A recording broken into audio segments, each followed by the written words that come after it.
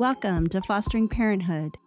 Consent, porn, normal relationship, being a teen mom, my first real adult love, what it's like to be a foster child. Every person I had an attachment with had left. How trauma impacts your decision making. I didn't feel very accepted and I didn't feel very safe. And he said, you are lowering your own value by putting up with this. But I wish someone was there to be there and tell me that it wasn't okay. How do I honor providing that space for them? It's about being in a place to be open to someone sharing with you their hurts. Making sure that you guys are going into things open and supportive, or just even willing, right, to have these conversations. I need you to find the strength to call someone and say, I'm drowning right now. It's helpful to know yourself first as a caregiver. But I just want caregivers to know that you're not alone. You called me mom.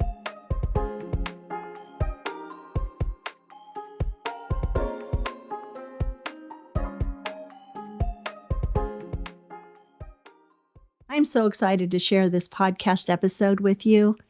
Joyce Ma, Fostering Unity's Organizational Development Coordinator, will be joining us today to talk to us about her experience as a caregiver in raising a neurodivergent transgender male youth and the complexities that she deals with every day, like her transgender male starting his menstrual cycle.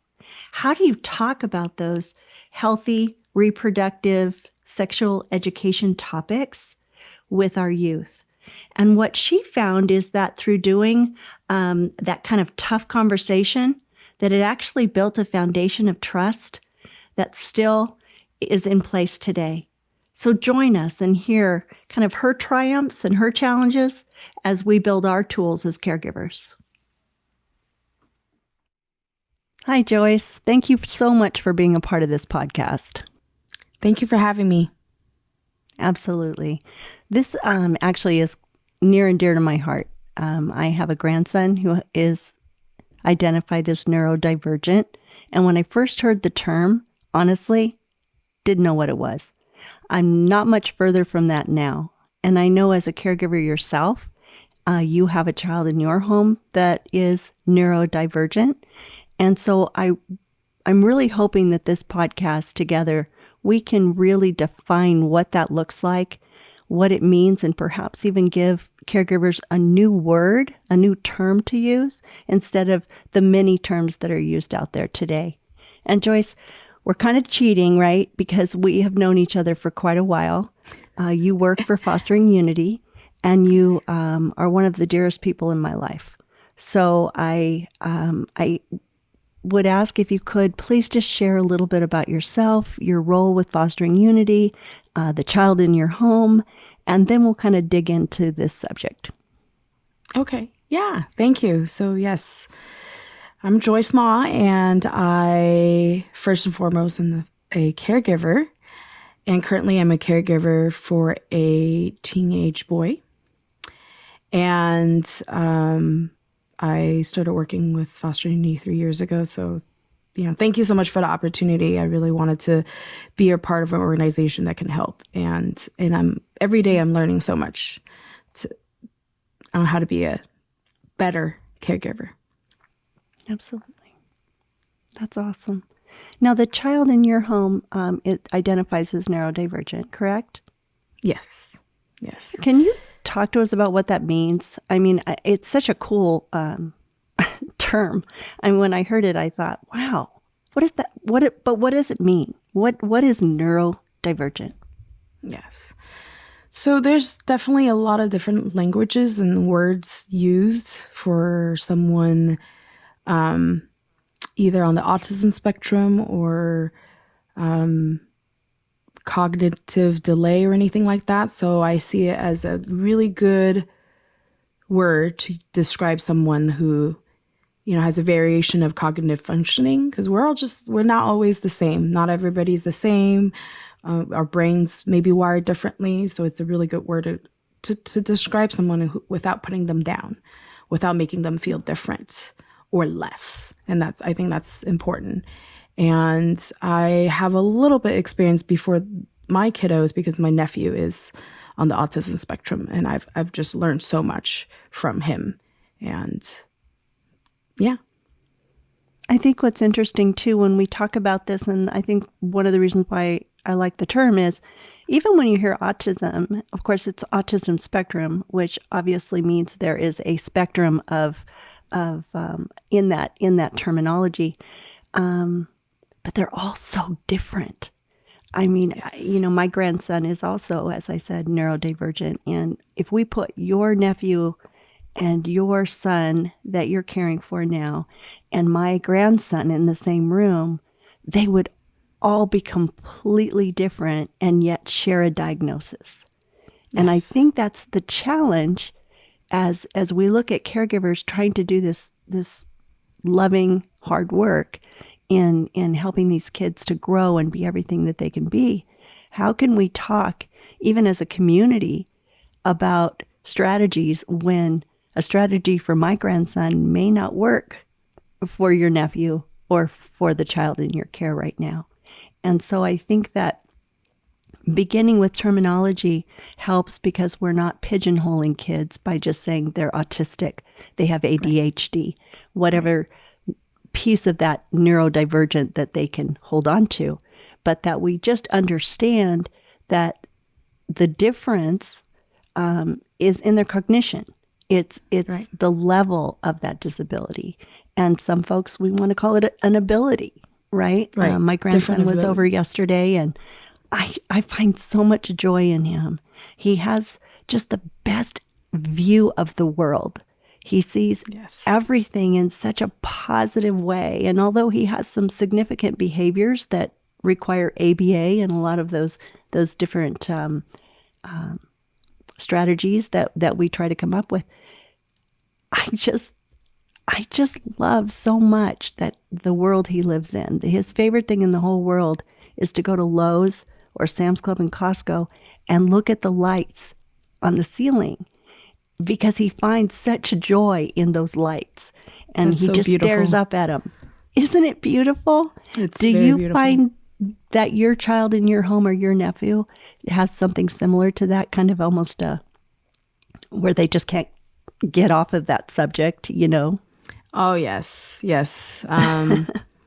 There's a few, but it's just they do find joy in things that sometimes we don't even think about. You're like, oh, I didn't think of it that way. And it's so wonderful to see it in their view, through their lens. And sometimes we do have to just slow down and see it their way. It's not about, oh, you do things my way. It's how can we do things together to grow. So I think that's really important.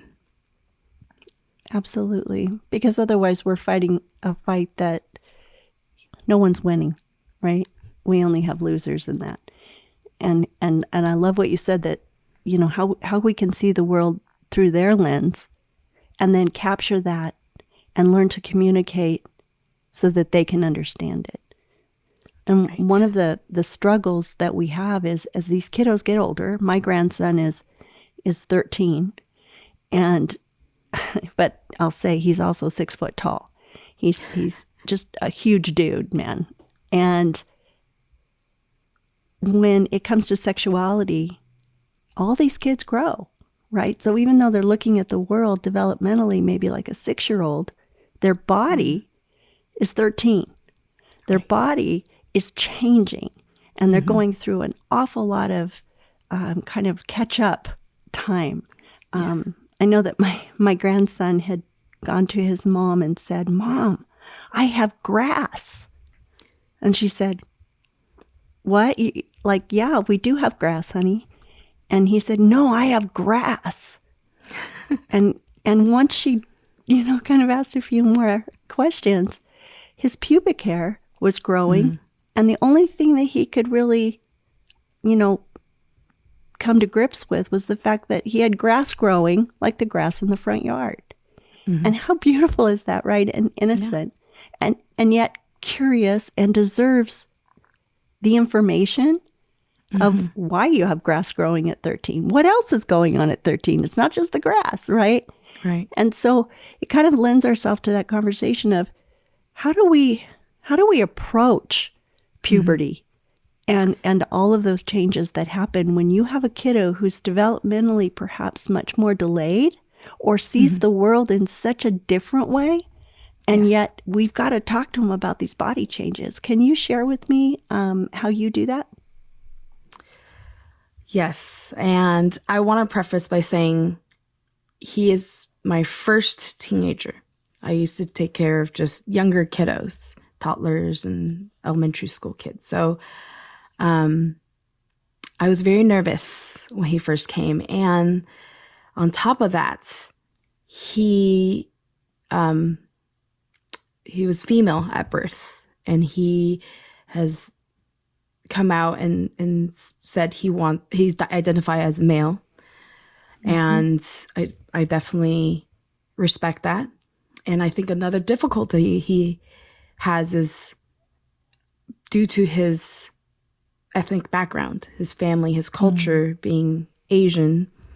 There's a lot of just hardship he has to deal with that. He hasn't had a talk with his father about it, and his mom has passed a couple years ago. So it's a lot of difficulty, a lot of just different things that he's going through. So I was very nervous, so nervous to talk to him about it. I don't know what, like when he first came, I just kind of went with the flow, and I just observed him. And also, at first when he came, he was not diagnosed, even though he was in care for a full year already. I was his fourth home. So I decided just take a backseat and just observe. He could talk to me, and I let him know. I had just prepare like a welcome book explaining my family and letting him know that we're here whenever you want to talk. So I left a really wide open door to let him come to me. But of course, it took a while. So about a month in, after being in my home, his menstrual cycle started. And he was very upset. He was hiding in the closet crying. And at that time, I also had his younger brother in the home. So I was like, okay, I think this is a time I need to take him away to where it was just me and him. We were in the living room while my husband was hanging out with his younger brother, keeping him occupied. So I didn't turn on all the lights. I had just one tiny light. So at least there's light. We could see each other, but not so bright in your face. And we sat on the couch. I was like, come with me if you don't mind, come sit with me. And he was crying a little bit, and I just let him cry. And I asked, what can I help you with? Can you tell me? I want to help you. So I started off as letting him know I want to help. I'm here. So I let him cry a little bit. Then he started going to, because I really didn't know anything about if it has started before, everything. So we kind of got to know each other better. So it wasn't the first time and this and that. So I asked, what do you use? There's many different things he could utilize, tampons, pads, cup. So it was all these uncomfortable questions. I told him, it's okay. I understand it's uncomfortable, but I want to help you. So let me know, what do you use? So we kind of went into what products he would like to use. And I said, I will put it in this bag in the bathroom, and, so it's not where everybody could see. So making him understand that it's not a big deal. It's okay. It happens. And he also explained to me that it's difficult because he doesn't feel that it's his body. That's the frustration he has. And I just listened to him, and I told him it's okay. I understand. And I appreciate him telling me. And that's how all started. And I was, in a way, feeling so blessed that it happened, because I really didn't know how to start. And it really opened him up. He started talking about his previous families, his previous caregivers, and how he never really opened up.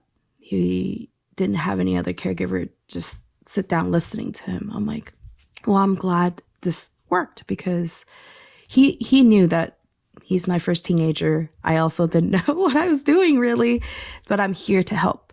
And I think he really heard that. He understood that when I sat there and listened. And even though that first conversation did not lead us to great conversation at that moment, but it really opened a door, and we were able to hug it out. And that was the first time we hugged, I have to say. So, because there was not a lot of contact. Just, he wanted to stay far away. It's just, I feel he is in his world where he feels no one understands him. And I heard a lot of, teenager attitude, teenager behaviors, teenager hormones. But what comes down is simply just listening to him and what he needs and what he's comfortable with, and letting him know that if you need to talk, I'm here. If you have questions, don't feel bad, don't feel nervous, and that I'm here for you. I'm here to talk about it, because that's what really all he wanted, is for somebody to listen to him. So that's how it started. Him without judgment. No judgment. No judgment. Right? No judgment. And, you know, I never really thought about it, but you don't feel that you belong in your body. You identify as male. You want, everything about you is male. And then all of a sudden now you have a very female thing happening to you, your menstrual cycle. And just to find a place for that must be so internally conflicting. And for you to be able to just be sensitive enough to keep the lights low, understanding that it's not about a spotlight and how do you feel? What are you, what are you doing right now? And what can I do to help you? But in a very passionate, calm, endearing way to say, I get it, right? I'm here for you. And I have to say that, Joyce, you do such a fabulous job with him, because honestly, I didn't know that this was a transgender kiddo. I've always known him as him, just this beautiful human being. He attends our support group, our TAY group, and is just finding his way. And that has a lot to do with how you care for him. Thank you. Thank you. I appreciate that. Yeah. Absolutely. Now, when it comes to, those next talks, I have a child who is neurodivergent as well in my home. And, I was worried about all the other stuff, peers, whether he was being bullied at school, how he was kind of fitting in. He didn't allow anyone to touch him. And I had so many other areas that it wasn't really on the top of my list to talk to him about how his body was changing, and the fact that, masturbation is something that's kind of normal for kids. And one day I found on the search history of the iPad how to masturbate when you have a penis. And I thought, wow, I felt so bad because I did not preload that conversation. I did not anticipate that he was so curious how it's done, and he didn't have anyone to ever say, hey, that's cool, it's normal. And he had to look it up. And being on the spectrum as well, being neurodivergent, made it even harder, because he's so unfamiliar with himself, being okay with who he is. And I would just encourage caregivers to understand that you might be the only one in their life that can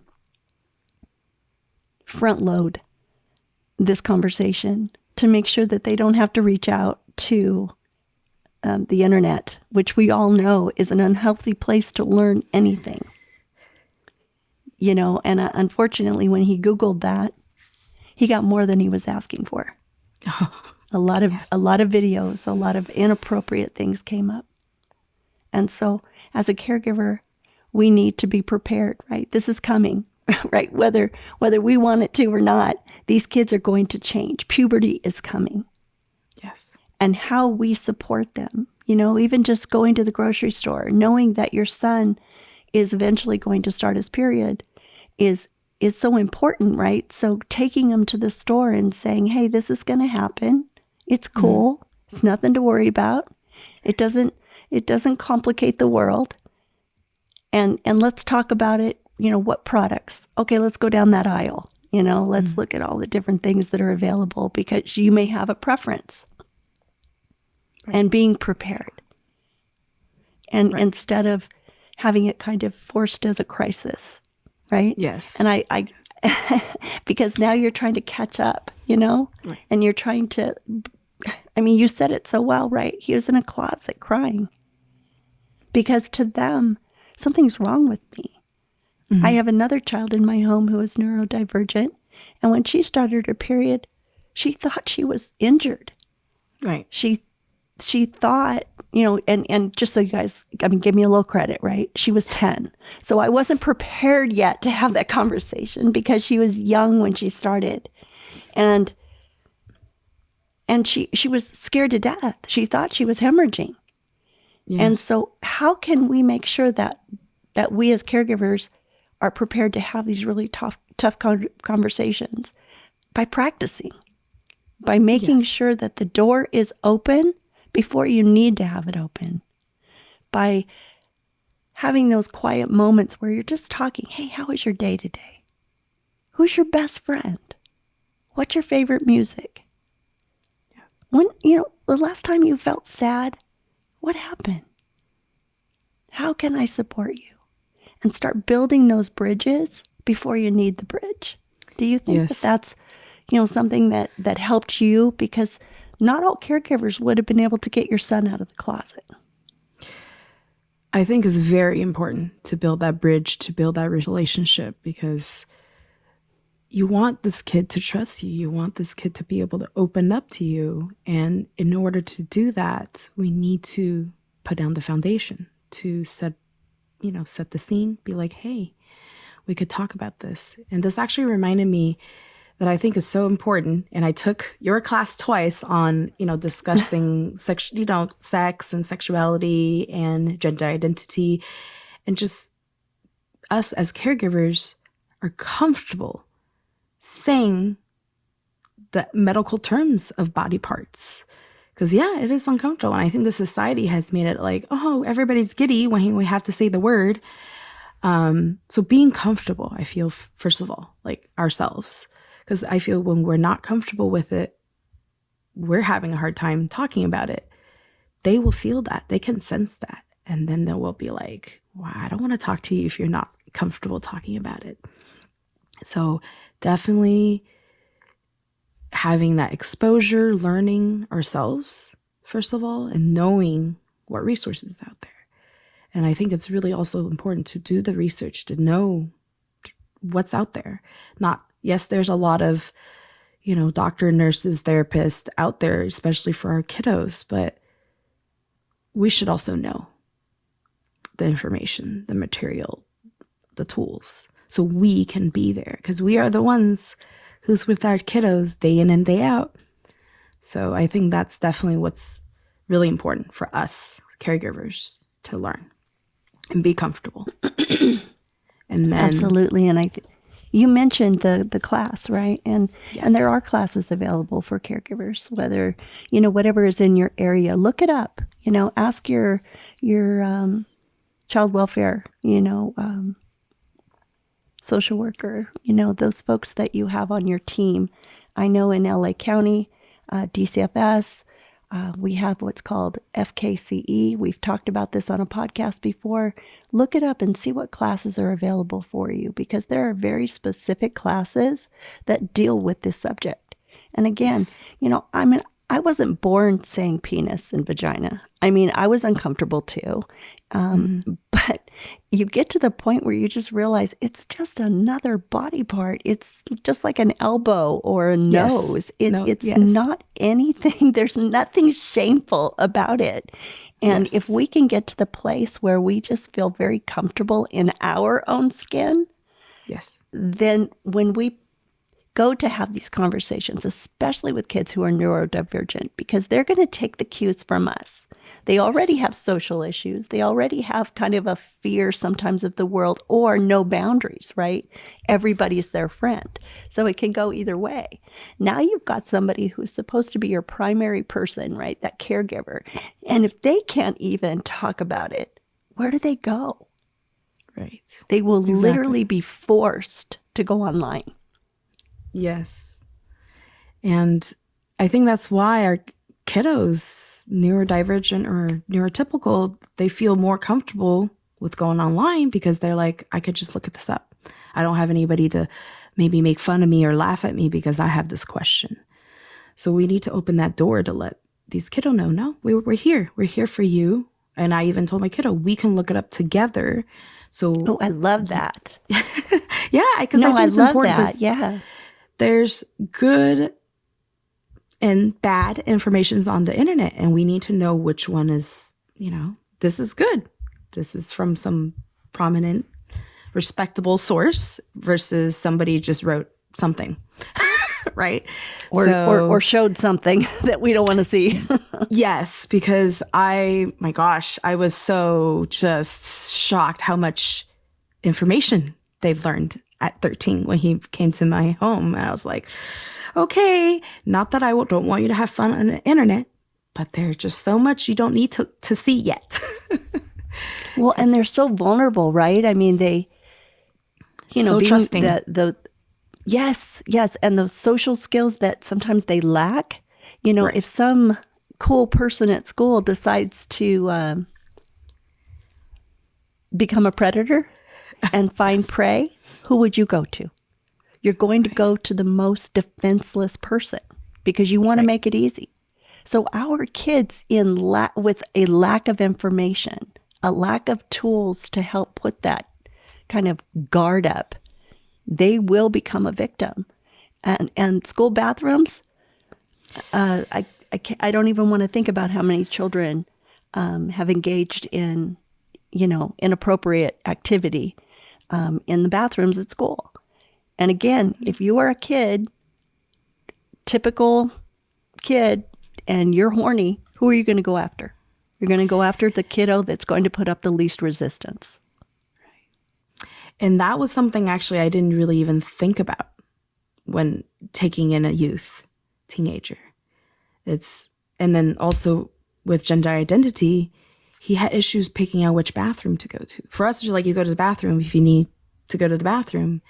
Mm-hmm. And I didn't realize, I was not aware until he brought it up that he wasn't utilizing the bathroom because this gender identity, he not yet comfortable, doesn't know where he fit in, where he could go. Mm-hmm. And it was actually creating anxiety for him. So not to mention a really uncomfortable day when you can't relieve yourself because you simply don't know which door is friendly. What happened with that? Were you able to talk with the school and figure that out, or how did you solve that issue? So yes, I spoke with the school to see is there any a different bathroom further away, or is there another bathroom, I believe, in the health office so that he could use.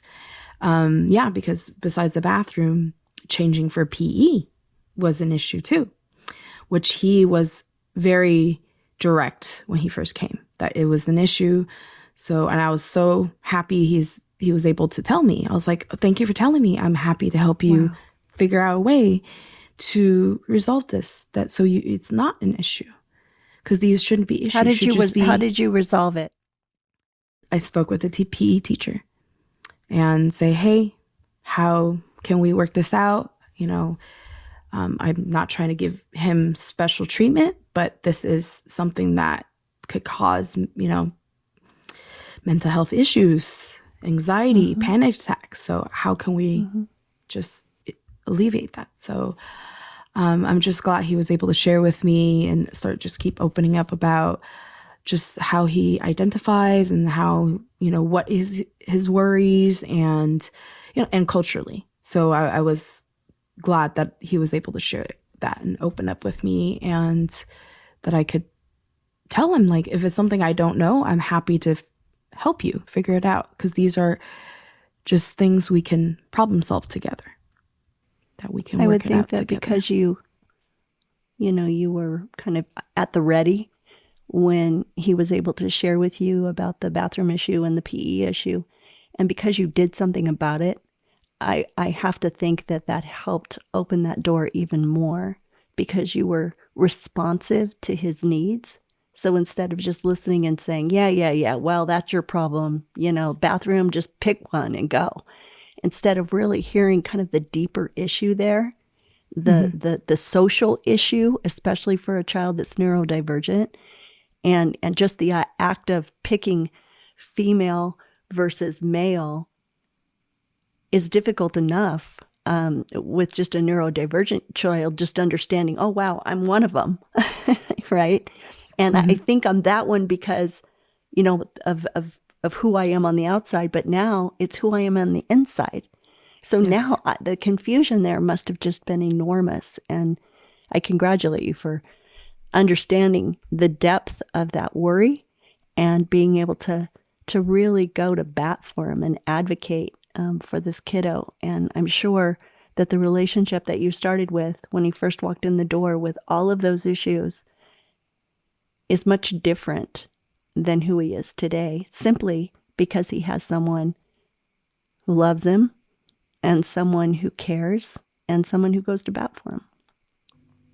Thank you. We've talked a lot today, and I appreciate it so much. Are there 3 tools, just basic tools, that someone that has a neurodivergent child in their home that you can share so that they have something kind of added to their tool belt?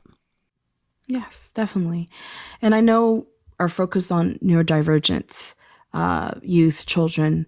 However, I think just being open-minded that these kiddos need help, never assume what they should and shouldn't know,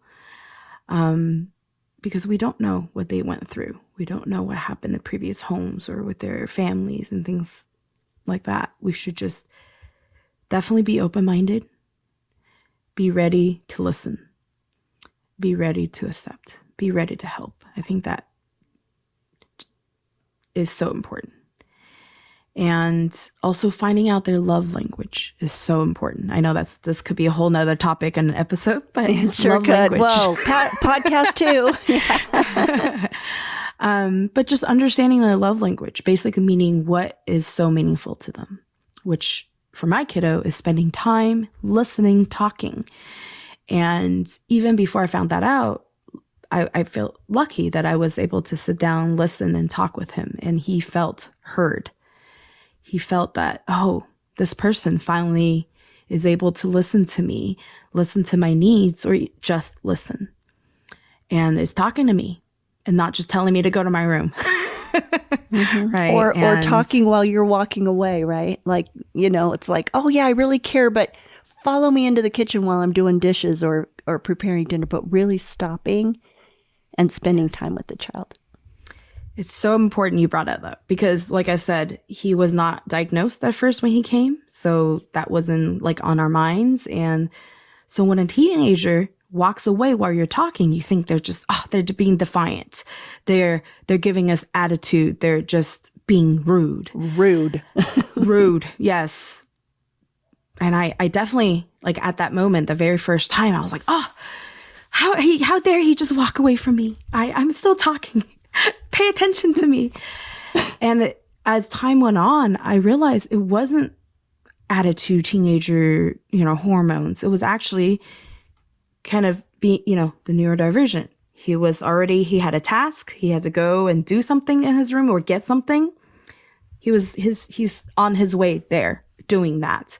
And that he couldn't quite comprehend the next set of instructions just yet. So just finally seeing that, understanding that also helped me open up how I teach him, how I help him versus, okay, you're a teenager, you're just being rude. So it definitely opened up a whole different world of how I can communicate and help him. And that kind of leads to understanding kind of the right verbiage, right words to use according to their mental age. They could physically be 13, 14, 15-year-old, but mentally, sometimes maybe they're 7, 8, 9-year-old. So being able to speak at their level using words they understand. And sometimes they're not comfortable because my kiddo is not comfortable looking me in the eye or even at my face. So knowing I'm not going to force him, hey, look me in the eye. Are you looking? Are you listening?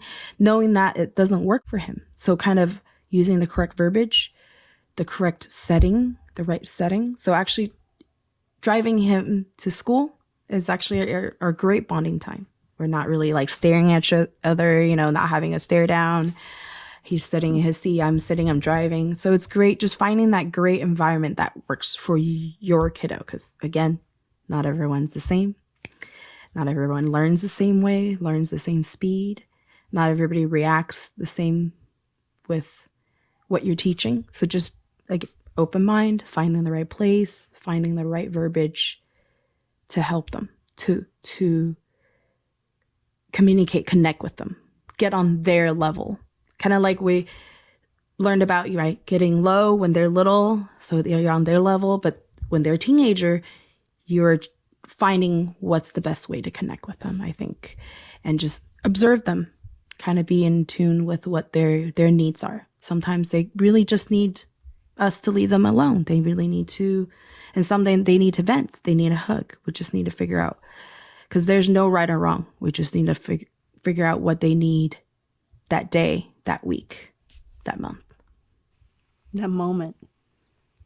Figuring out what they need that moment, because every moment that we're meeting their needs, we're building a human being, right? Every minute counts. And don't judge yourself as a caregiver, right? Make sure that you give yourself grace, because there's no handbook. There's nothing that says that this is what this child needs. We have to write it as we go.